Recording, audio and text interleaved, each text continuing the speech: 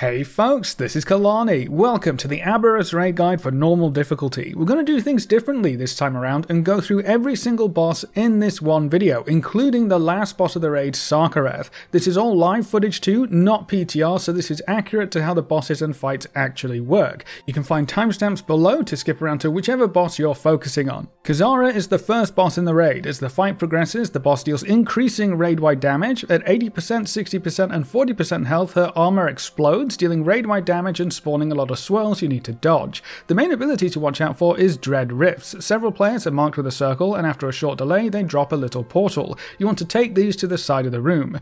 Rays of Anguish will target random players and start to chase them. The laser also drops an AoE on the floor, so kite it away from your group. On normal mode the portals close by themselves, so you don't have to kite the laser over the portals in normal. At 100 energy the boss will use Hell Beam. They face a random player to fire off a big frontal beam. When you see the boss turn, just don't stand in front of her and you'll be fine. You'll also have some swirlies to dodge. The boss also has a big raid-wide AoE that deals damage and damage over time, so keep everyone healed up, and then your tanks also have to swap for Terror Claws to keep those stacks low. And that's it, a pretty easy fight to open with.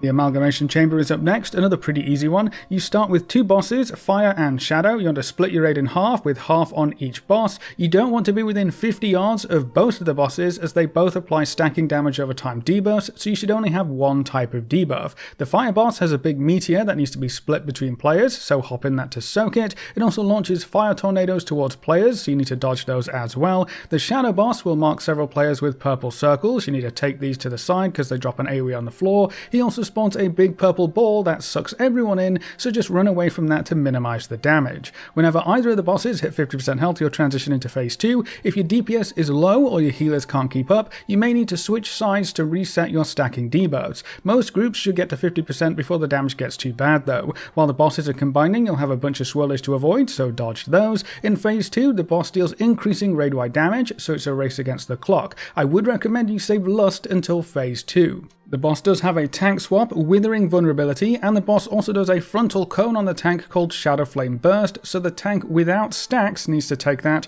and face it away from the raid. Blistering Twilight is another circle debuff that you need to take out of the group. It leaves behind an AoE puddle and it also spawns fire tornadoes, so dodge them as they come out. And then the main ability is Gloom Conflagration, which is a two-part ability. First, you need to all stack up inside the small soak circle, and then right after that you need to run out of the bigger AoE circle. So run in to soak it and then run out right after. And that's pretty much it. Moving on to the Forgotten Experiment, you'll face off against 3 bosses one after another. Every boss will use Infused Strikes, which applies stacks of a debuff on your tank. You need to tank swap to keep the stacks low, but to remove them, your tanks have to touch while they both have stacks of the debuff. That will cause them to explode, dealing raid-wide damage and resetting the stacks. The first boss will use Rending Charge, marking a few players before dashing between them. Anyone who gets hit will get a nasty bleed, so marked players should get out of the group and no one should stand between them. He also has a frontal cone, Massive Slam, so make sure you dodge that, and Bellowing Roar is a big AoE that deals less damage the further you are, so just run away to reduce that damage. The second boss is going to use Violent Eruption, which deals raid-wide damage over time. Volatile Spew spawns lots of swirlies for you to dodge, and Unstable Essence is a magic debuff that ramps up over time, so you want to dispel it when the stacks get too high, but when you dispel it, the player leaves behind a big AoE circle that deals damage, so everyone needs to dodge that, and then the debuff will actually jump to a random player, so you will have these for the rest of the fight. And then the last boss uses Disintegrate, which deals damage to several random players, and then they also deal AoE damage around them afterwards for a short time to spread out if you get Disintegrate. Big bronze balls will spawn that constantly try to reach the boss. If they do touch the boss, he'll get a big shield, so you need to knock these away by running into them and just keep them away from him at all times. And then the boss also jumps around and uses Deep Breath, so just don't stand in front of where the boss is facing when he starts the Deep Breath ability. And that's everything, so this boss shouldn't be too hard overall.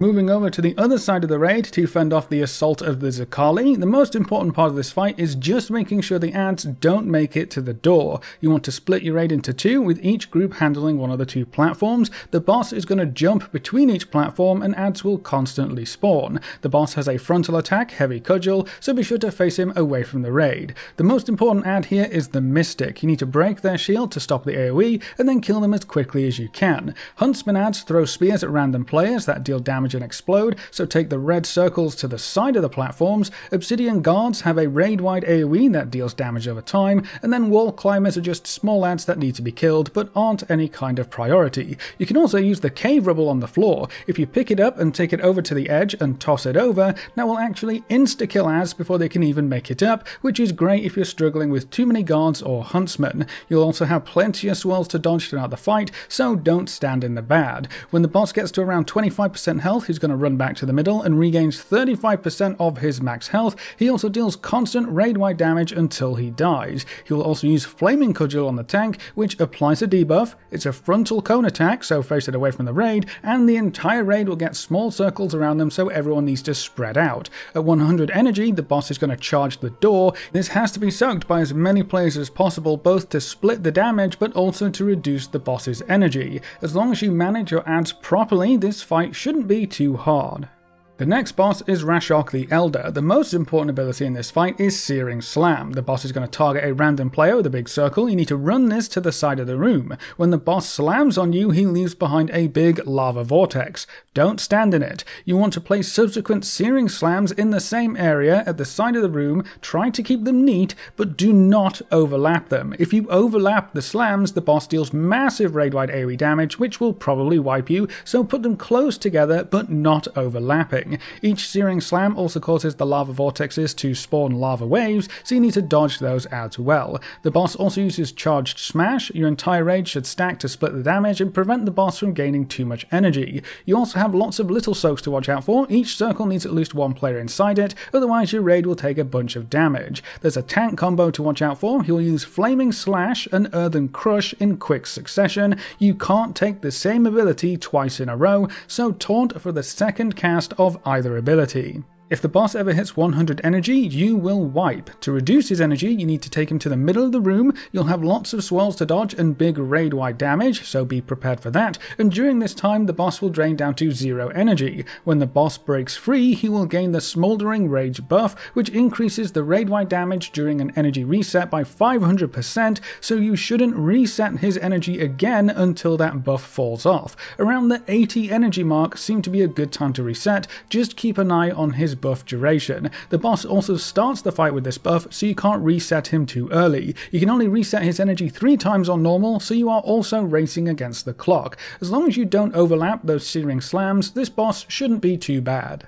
That leads us into the Vigilant Steward, Zskarn. This one is pretty easy if you pay attention. Throughout the fight, the boss will activate dragon fire traps around the room. They deal constant fire damage, so just don't stand near them. The boss also summons golems that will run around the room trying to activate more traps, so you need to interrupt them and kill them as quickly as you can. When they die, you can actually interact with them to get an extra action button that lets you disable dragon fire traps. Just click on an active trap and use your extra action button to disable it. The boss also uses Blast Wave, which deals raid-wide damage and knocks everyone back, so don't get knocked back into a trap. And then he also throws out these big shrapnel bombs that explode after 30 seconds and deal massive raid-wide damage, so you need to pop them to stop that. Your off-tank can just use a cooldown and run around to pop them when they don't have aggro, or if you're struggling with this, you can roll with a third tank who only deals with the bombs. And the tanks also have to swap for Searing Claws, so tank swap to keep the stacks low. At 100 energy, the boss activates nearby dragon statues that blast a large section of the platform with fire.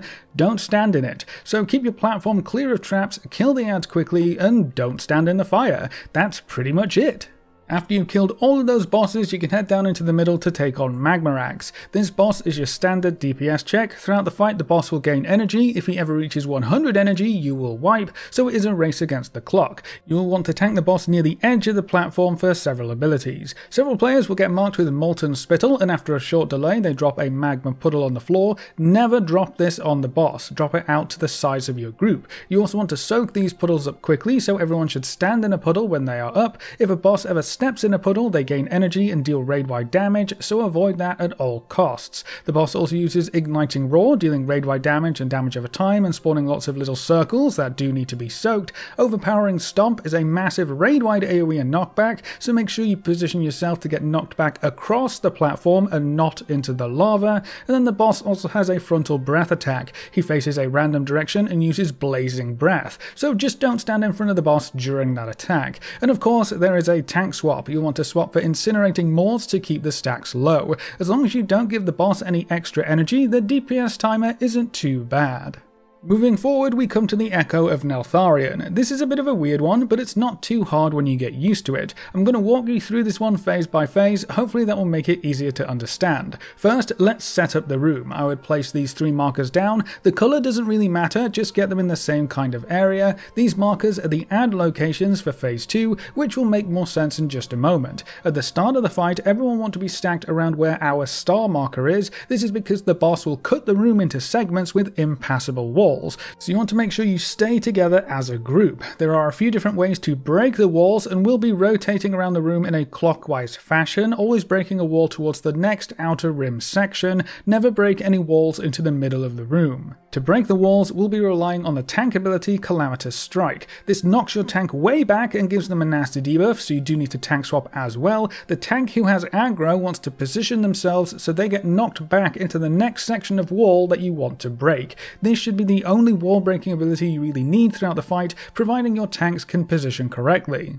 The boss is also going to use Rushing Darkness. Several players get a small blue marker, and after a short delay the boss fires a line towards those players. You want to take this to the very outside of the room. Point it away from your raid and away from the breakable walls. You can break walls with this ability, but every wall you break applies a raid-wide dot, so you only want to break walls when you really have to, and the tank ability should cover every wall break you need. He's also going to mark several random players with Volcanic Heart. This is a big orange circle. You need to take these out of the raid because they deal a lot of damage. The main ability to watch out for in phase 1 is Echoing Fissure. This is a large AoE around the boss that leaves a growing AoE puddle. You want to place this ability in the current section of the room where you are and then quickly move through the broken wall to the next section. Walls do regenerate, so it's important for your entire raid to move through the gap right after this ability goes out so you don't get cut off from each other. You will also have small swirls to dodge, so avoid those. When the boss gets to around 60% health, you're going to enter phase 2. The boss destroys all the current walls, so avoid all of the swirlies, and he will put up a new set of walls that cuts the room into 3 large sections, and each section will have 1 add. If you place the markers correctly, each marker should be about where each add spawns. So during the transition, your entire raid should head over to the nearest marker to you so that you don't get separated again. You want to focus down each add one at a time while still maintaining some damage on the boss. So kill your closest add, break a wall leading to the next add, kill that add, and just rinse and repeat until you've killed all 3 of the big adds. You will still have Volcanic Heart and Rushing Darkness from phase 1, so you can use a Rushing Darkness to break walls if you're desperate, but the tanks can still break walls with a tank swap ability. It is a little different now though. The boss splits your shadow from your body, so you need to run to the other side of a wall you want to break before the boss sends your body flying to your shadow.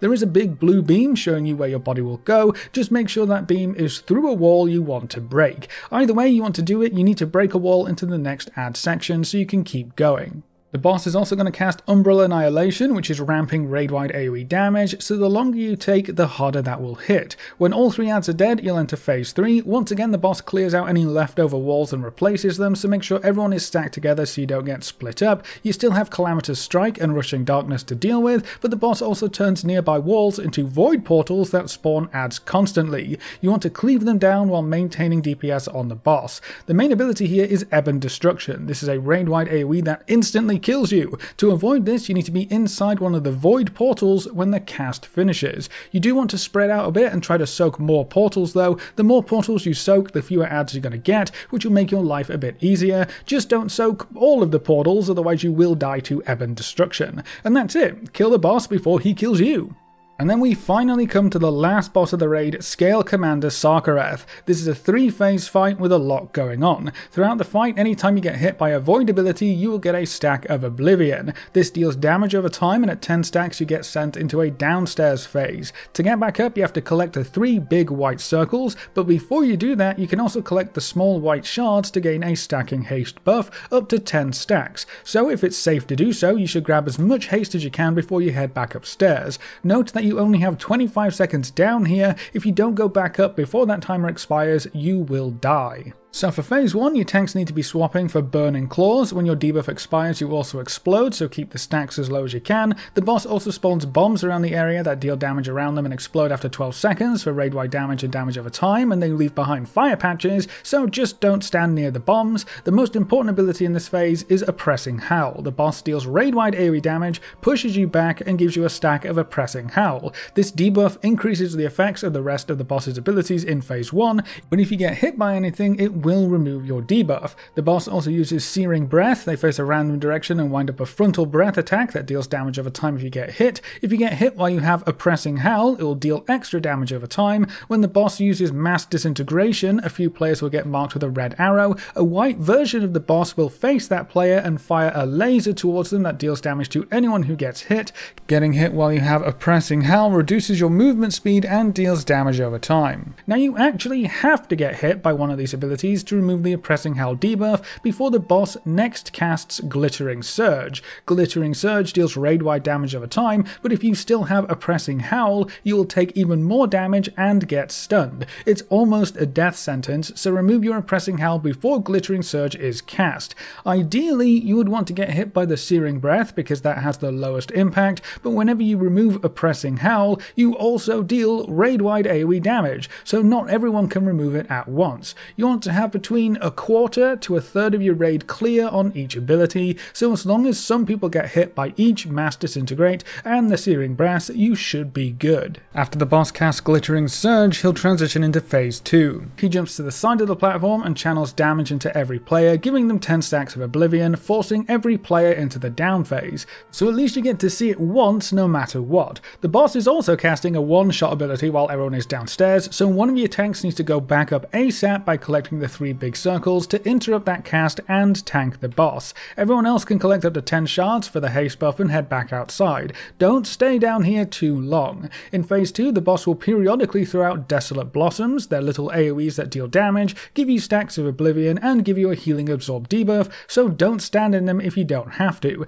This is one of the easiest ways to get Oblivion stacks if you need them in this phase though. Throughout the rest of the fight, you'll also have to deal with Void Bombs. These spawn near players and explode for heavy raid-wide AoE damage after 20 seconds. To avoid this, one player should run through the bomb to pick it up and then use the void puddles to get sent downstairs. Let the bomb explode down there, collect some haste shards, and then get back up before your timer expires. He also uses Abyssal Breath. It's like a mini deep breath, just a straight line of damage, so dodge that, but he also spawns some null glimmer adds that try to cast Blasting Scream. They need to be interrupted or stunned and focused down quickly. Every time the boss uses a spell, he also empowers any active adds, eventually making them immune to crowd control and interrupts, so it's super important to focus the adds down as quickly as you can. The tanks also need to juggle stacks of Void Claws. It deals damage over time and reduces healing taken, so keep the stacks as low as you can. When your stacks expire, you explode for heavy AoE damage within 20 yards, so step out of the group to let your stacks fall off. During this phase and the last phase, if you get 6 stacks of Oblivion or higher, you should actively stand in puddles, pools or swirls to force yourself into the down phase to reset your stacks. Each stack that you have deals increasing damage over time, so holding on to too many of them will really stress out your healers. At about 40% health, the boss is going to transition into phase 3. He jumps to the side again and destroys the room, pushing you back and then pulling you in, so don't be near the edges of the platform, otherwise you'll get knocked off. You still have the tank swap ability to deal with, as well as Void Bombs. In the last phase, the tank Void Slash is also a frontal cone, so pointed away from the raid, and the explosion hits your entire raid, but you can reduce the damage by using Big Mitigation for the Void Slash impact that will reduce the explosion damage. Or you can go downstairs as a tank when your debuff expires, so it doesn't hit anyone. In this phase, there will also be small grey swirlies you want to dodge. They deal damage and apply 5 stacks of Oblivion, so avoid them when you can, but they are actually one of the best ways to force yourself downstairs in phase 3. If you get 6 stacks, just get hit by a swirl and you will instantly go down. The same thing goes for Void Bombs. Swirls are the best way to go downstairs. There's also Hurtling Barrage to watch out for. Several players will get marked with a debuff, and big portals open at the side of the room with huge blue arrows pointing towards marked players. After a short delay, a big blast fires straight through that character, so try to point these away from your raid, and everyone else should try to not stand in the line of fire of any arrows. Cosmic Ascension is a huge AoE that you want to move out of. It spawns the same ads from phase 2, so nuke those down, and this ability also creates big purple swirlies you need to dodge. These swirls create pillars that deal damage in a small area around them, and you need to hide behind them later. The boss also uses Embrace of Nothingness. This is a big circle around a player that has to be split with others, so stack up to spread the damage. This ability can also break the pillars, so you do want to break as many as you can, but leave at least a few up for the next ability. The big ability in this phase is Scouring Eternity. You'll see lots of big blue lines zooming across the screen. That's your cue to go hide. You need to stand behind one of the pillars. You can see this whitish pinkish shadow that you have to stand in. That's how you can tell you are on the right side. If you aren't hiding when the ability finishes, you will die. This ability also deals extra raid-wide damage for each active pillar, so you want to destroy pillars when possible to give you more room to work with, but also to reduce that raid-wide AoE damage. Just take this fight one phase at a time, and you will get there eventually. And that's it! Every boss covered for the Aberrus Raid on normal difficulty, so that's it for this video. A big thank you to all of our supporters over on Patreon and to all of our members here on YouTube. You can see their names floating by on screen. You can find links below if you want to join these awesome people. Thanks for watching folks, good luck and have